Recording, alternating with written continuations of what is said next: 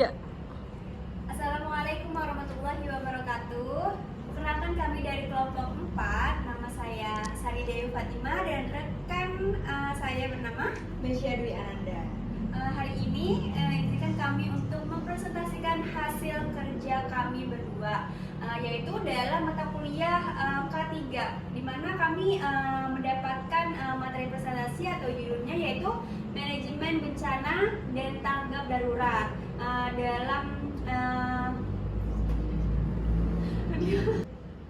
Dengan judulnya yaitu merancang sistem manajemen bencana dan tanggap darurat untuk suatu organisasi atau fasilitas. Nah, teman-teman, kita lanjut ke pembahasan slide pertama.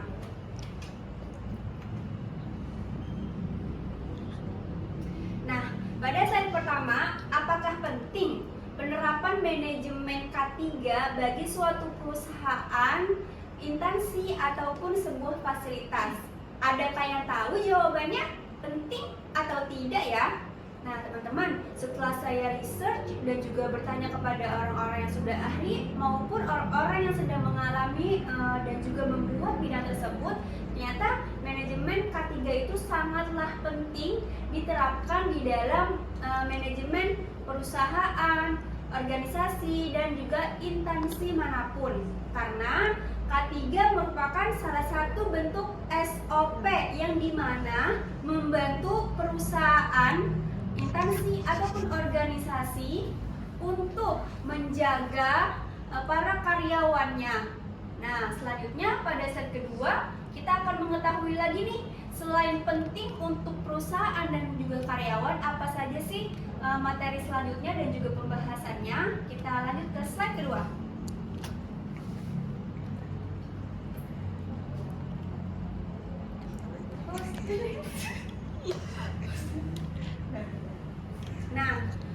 Nah, dari kita mengetahui penting atau tidaknya penerapan manajemen K3, apa sih tujuan dibuatnya manajemen K3 bagi suatu perusahaan, instansi, ataupun organisasi? Nah, teman-teman, dari banyaknya tujuan yang ada ketika penerapan manajemen K3 tersebut, saya ambil dari 4 garis besarnya, yaitu yang pertama, dapat mengurangi dampak bencana. Kenapa sih? Karena di dalam manajemen K3 yang sudah dibuat merupakan salah satu bentuk SOP yang dimana manajemen tersebut atau SOP tersebut mengandung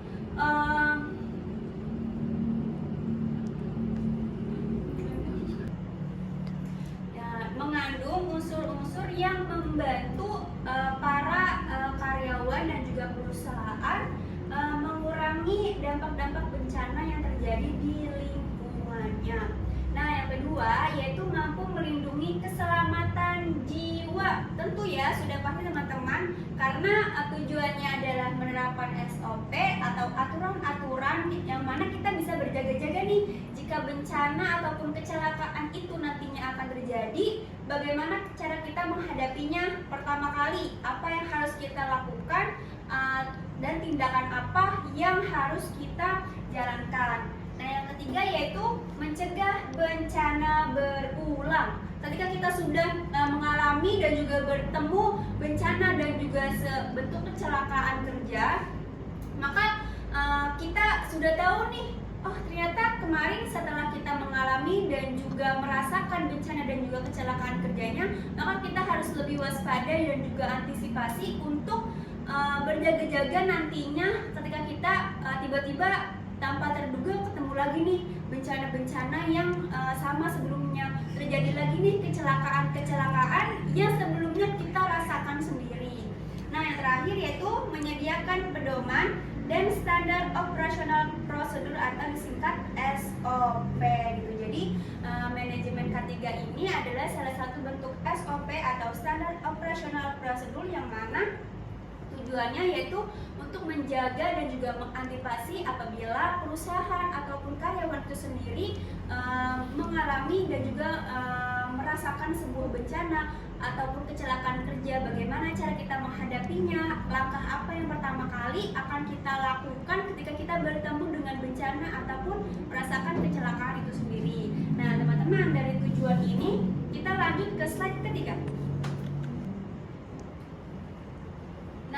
ketiga ini materinya ataupun pembahasannya yaitu bagaimana sih cara kita mengidentifikasi risiko sebuah bencana.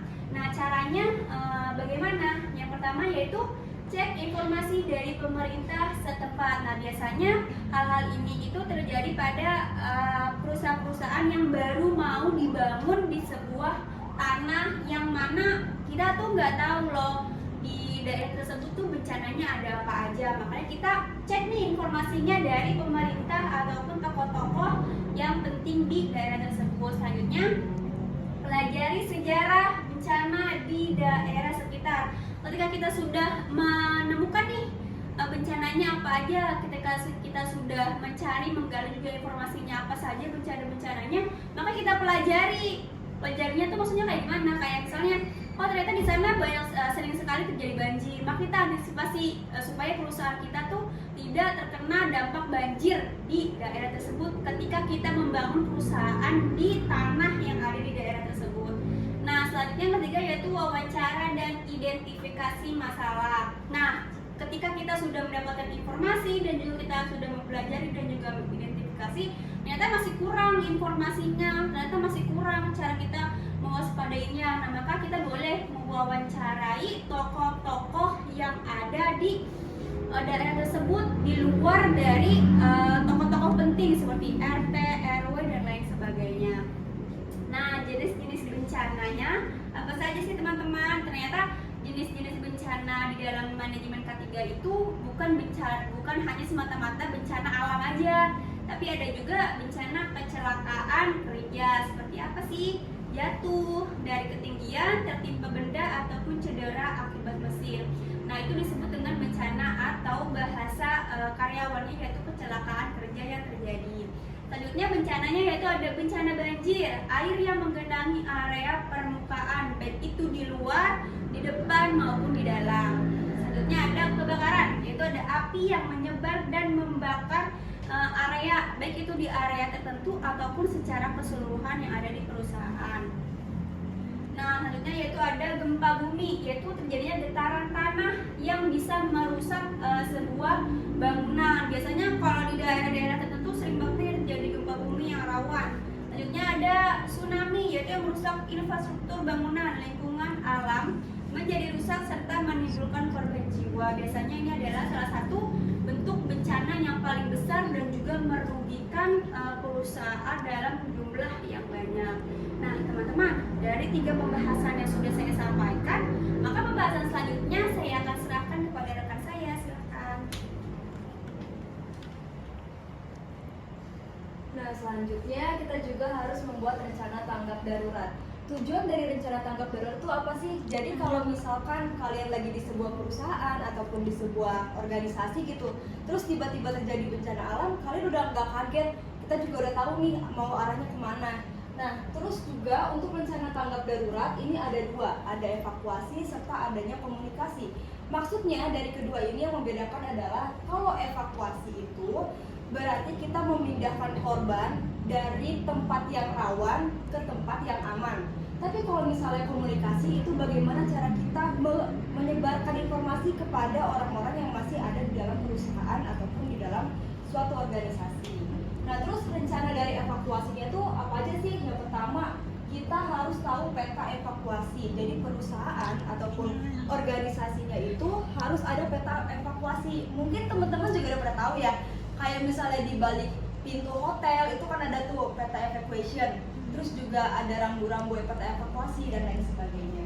Dan ini juga nih yang udah saya singgung di awal, rambu serta petunjuk. Jadi kalau misalnya kalian di perusahaan ataupun di organisasi, itu kan kalian udah gak asing gitu ya sama pintu emergensi, jalur evakuasi, terus kayak misalnya sirine dan lain sebagainya.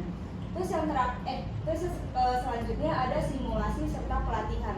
Biasanya di perusahaan-perusahaan ataupun di sebuah fasilitas itu sudah disediakan kayak kurang lebihnya tuh 3-6 bulan itu sudah ada simulasinya, kayak simulasi kebakaran kita tuh harus kayak gimana, simulasi tsunami itu kayak gimana dan seterusnya. Dan yang terakhir untuk di rencana evakuasi sendiri ada penanggung jawab evakuasinya. Nah, siapa sih yang penanggung jawabnya? Biasanya tuh ada tim Satgas khusus atau tim P3 khusus. Nah, selanjutnya kita akan membahas tentang sistem komunikasi. Untuk sistem komunikasi sendiri, biasanya di perusahaan itu ada yang namanya alarm dan sistem pengeras suara. Kalau alarm itu, alarm akan berbunyi ketika ada goncangan ataupun air yang naik dan lain sebagainya. Terus yang kedua itu ada grup komunikasi darurat WhatsApp atau radio HT. Mungkin teman-teman masih asing gitu ya sama radio HT, tapi kalau misalnya kalian tahu walkie-talkie itu, nah iya kayak gitu bentukannya. Jadi kalau misalnya ada bencana gitu ya, kita masih di dalam ruangan nih, pasti kan sinyal jelek ya. Nah, kita juga bisa menggunakan walkie-talkie itu. Dan yang terakhir ada formulir pelaporan insiden. Yang tujuannya apa? Kita bisa tahu nih data yang korbannya itu berapa, terus data yang luka-luka itu berapa, biar kita bisa arahkan ke dokter-dokter terdekat. Selanjutnya kita akan membahas tentang pelaksanaan dari rencana tanggap darurat tadi. Yang pertama, kita harus tahu nih aktivasi sistem peringatan dini. Apakah berjalan lancar atau ada macet-macetnya kayak gitu. Nah, caranya adalah yang pertama, alarm kebakarannya itu harus ada manual ataupun otomatis. Untuk alarm kebakaran itu biasanya ditaruhnya di atas. Jadi kalau misalnya ada asap, dia pasti langsung berbunyi. Terus yang kedua itu ada sirine darurat. Sirine darurat itu biasanya suaranya tuh nyaring terus juga besar gitu ya. Terus yang ketiga ada lampu darurat yang berkelip, biasanya itu berwarna kuning atau berwarna merah. Terus yang terakhir itu adalah pemberitahuan melalui sistem intercom, radio HT atau aplikasi komunikasi internal. Biasanya tuh ada di perusahaan kayak telepon yang tanpa sinyal gitu, jadi bisa langsung menyebar tuh informasinya kalau terjadi apa-apa dan tidak ada sinyal. Nah, selanjutnya itu adalah melaksanakan SOP sesuai jenis bencana. Melaksanakan SOP sesuai jenis bencana. Jadi setiap bencananya itu beda-beda, SOP yang dilakukan juga pasti berbeda-beda. Kayak misalnya terjadi gempa bumi, SOP-nya itu bisa beda-beda nih, kayak harus kita tuh harus berlindung ataupun berlindung di meja yang kuat, terus juga jangan mendekati barang-barang yang mudah jatuh kayak gitu. Nah, terus yang kedua ada evakuasi. Evakuasinya tuh kayak kita tuh bisa tahu loh titik kumpulnya kita tuh di mana. Jadi itu udah pasti dilaksanakan di slide sebelumnya tuh rencana tanggap darurat yang disimulasi. Terus yang ketiga adalah tindakan penyelamatan awal. Kalau misalnya terjadi kebakaran, kita kan udah simulasi nih sebelumnya, jadi kita bisa tahu kan kalau kebakaran itu kita harus siapin kain basah terus ditutup di hidung dan mulut. Terus ada mengamankan aset penting, misalnya kalau terjadi goncangan bencana kayak gempa bumi, barang-barang apa aja sih yang harus kita keluarkan. Terus yang terakhir adalah menghindari area berbahaya. Jadi kalau misalnya ada tsunami, jangan kita dekat aliran listrik, yang ada kita kesetrum. Terus yang ketiga itu adalah pelaporan kejadian. Jumlah korban atau kerusakan yang terjadi kita harus data. Kita harus tahu supaya apa? Supaya nanti kalau misalnya bencananya udah selesai, kita bisa pemulihan nih. Kita bisa kasih pemulihan kepada korban ataupun kepada fasilitas atau aset-aset inventaris yang rusak. Terus yang kedua adalah kendala yang dihadapi selama proses tanggap darurat. Kayak kita tuh bisa ngeliat nih dari kejadian itu, apakah alarm kebakarannya itu berfungsi dengan baik, apakah siren daruratnya itu berfungsi dengan baik. Terus yang terakhir adalah waktu dan jenis kejadiannya itu harus tertulis jelas kapan dan di mananya. Tujuan dari pelaksanaan itu apa? Tujuannya adalah memberitahu seluruh penghuni fasilitas bahwa situasi darurat itu sedang berlangsung, sedang terjadi, serta memerintahkan mereka untuk segera mengambil tindakan evakuasi atau langkah pengamanan lainnya, seperti itu.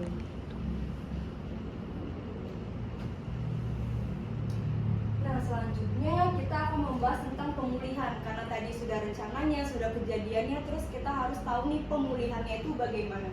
Kenapa sih harus ada? Karena ini adalah bisa mengembalikan operasional organisasi ke kondisi normal atau bahkan lebih baik dari sebelum kejadian, dengan tetap memperhatikan keselamatan, kesehatan, serta keberlanjutan operasional. Pemulihan juga harus dilakukan secara terencana, sistematis, dan melibatkan seluruh pihak terkait. Tujuannya apa sih? Supaya yang orang-orang itu nggak shock, nggak trauma gitu loh datang ke perusahaan. Terus juga kalau misalnya terjadi suatu bencana gitu kan, pasti barang-barang tuh banyak yang rusak. Nah, itu juga salah satu dari sistem pemulihan itu. Terus apa aja sih yang harus diperlukan? Yang pertama adalah pemeriksaan serta adanya perbaikan fasilitas.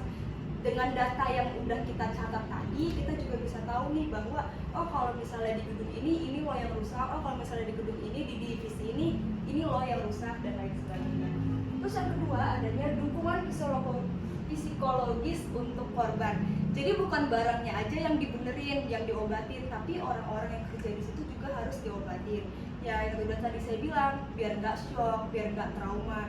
Terus juga berobat itu kalau misalnya luka, ya kita juga harus bertanggung jawab nih ya sebagai perusahaan, dibawa ke dokter ataupun ataupun ke apa ya namanya, psikiater oh ya psikiater ya itu. Terus yang ketiga adalah pelaporan kepada pihak manajemen dan eksternal, biar kita juga tahu nih, kita juga bisa calling gitu ya ke perusahaan sampingnya kalau misalnya kita tuh habis kena bencana, terus kita juga bisa tahu nih data-datanya dan lain sebagainya. Selanjutnya yang terakhir, kita harus mengedukasi dan latihan untuk orang-orang yang bekerja terutama di gedung-gedung tinggi ataupun yang beresikonya tuh beresiko bencana alamnya tuh tinggi. Yang pertama, kita harus udah pasti ya simulasi bencana, ikuti latihan evakuasi serta simulasi bencana di sekolah ataupun komunitas. Jadi bukan cuma di perusahaan aja nih, tapi di sekolah kayak di kampus, terus juga dari SD sampai SMA juga mungkin kalian juga udah pernah ikutan gitu ya, kayak bencana kebakaran, tsunami, gempa bumi, itu kita harus kayak gimana udah pasti diajarin langkah awalnya. Terus yang kedua, di pendidikan pelajari tentang risiko bencana dan cara menghadapi setiap jenis bencana. Jadi di samping simulasi, tapi kita juga harus belajar teorinya nih. Teorinya tuh kayak gimana biar kita tuh penerapannya nggak bingung gitu. Dan yang terakhir itu adanya keterlibatan keluarga. Ini biasanya di keluarga gitu ya. Dari dari lingkup kecil dulu.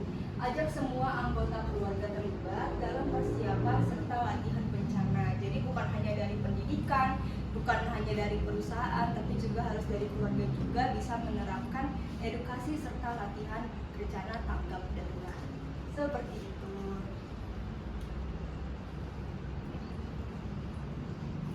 Nah teman-teman, tadi adalah pemaparan dan juga penjelasan hasil kerja dan musyawarah kami dalam mempresentasikan bagaimana sih cara membuat dan juga menerapkan sistem manajemen K3 di organisasi, perusahaan, dan juga instansi lainnya. Nah teman-teman, sudah jelas bukan tujuan, manfaat, resiko yang akan didapati apabila teman-teman nih, terutama teman-teman yang bekerja di perusahaan ataupun sedang menjadi sebuah pimpinan perusahaan ataupun jadi guru, jelaskan kalau misalnya penerapan manajemen K3 itu sangat penting bagi organisasi dan juga instansi kalian. Maka dari itu, mari kita sama-sama jaga diri kita, perusahaan, dan juga lingkungan kita dari sebuah bencana yang juga kecelakaan kerja,